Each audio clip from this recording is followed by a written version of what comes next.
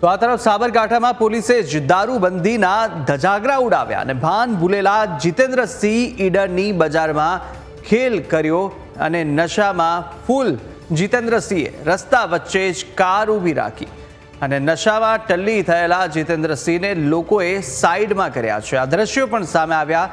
દારૂબંધીના ધજાગરા ઉડાવતો આ પોલીસ કર્મી જીતેન્દ્રસિંહ ઈડર પોલીસ સ્ટેશનમાં ફરજ બજાવે છે અને તેની સ્વિફ્ટ ગાડી નંબર GJ09BG9022 સાથે જીતેન્દ્રસિંહ નશામાં દેખાયા। રસ્તા વચ્ચે જ ભાન ભૂલેલા યોગેન્દ્રસિંહને લોકોએ ગાડી સાથે તેમને સાઈડમાં કર્યા।